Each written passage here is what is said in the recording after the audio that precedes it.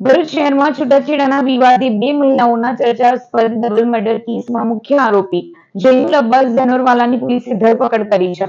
ભરૂચની કોર્ટમાં રજૂ કરાયેલા આરોપીના 4 દિવસના રિમાન્ડની માંગ સામે કોર્ટે 1 દિવસના રિમાન્ડ મંજૂર કર્યા છે. ભરૂચમાં રહેતા 70 વર્ષીય જૈનુલ અબ્બાસ જનોરવાલાએ પોતાની પુત્રવધુ અલીફિયા જનોરવાલા, જે ડોક્ટર યુસુફ જનોરવાલાની પત્ની હતી, તેમજ અલીફિયાની માતા શહેનાઝ નમકવાલાની છરીના ઉપરા છાપરી ઘા ઝીકી હત્યા કરી નાખી હતી.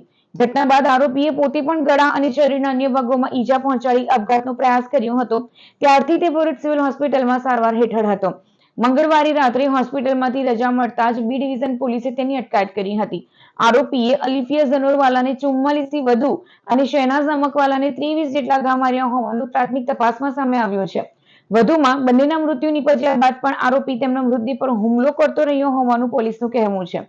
બીજી તરફ આરોપીએ પોતાના ગળા પર પણ ચપ્પુ મારતા તેને 17 થી વધુ ટાંકા આવ્યા હતા.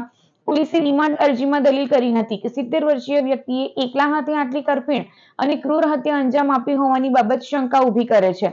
ઘટનામાં અન્ય કોઈ વ્યક્તિની સંડોવણી હતી કે કેમ, હત્યા પહેલા અને બાદમાં આરોપી કોના સંપર્કમાં હતો, તેમજ સમગ્ર ઘટનાક્રમ પાછળ કોઈ ષડયંત્ર છે કે સહયોગી હતા કે નહીં, તે દિશામાં તપાસ જરૂરી હોવાથી 4 દિવસના રિમાન્ડની માંગ કરવામાં આવી હતી. જોકે કોર્ટે 1 દિવસના રિમાન્ડ મંજૂર કર્યા હતા. તપાસના ભાગરૂપે પોલીસે આરોપીના mobile call detail record, CDR, ઘટના પૂર્વે અને બાદના સંપર્કો તેમજ અન્ય ટેકનિકલ પુરાવાઓની ચકાસણી શરૂ કરી છે. પોલીસે ઘટના સ્થળે મળેલા પુરાવા અને ફોરેન્સિક અહેવાલના આધારે પણ તપાસ આગળ ધપાવી રહી છે.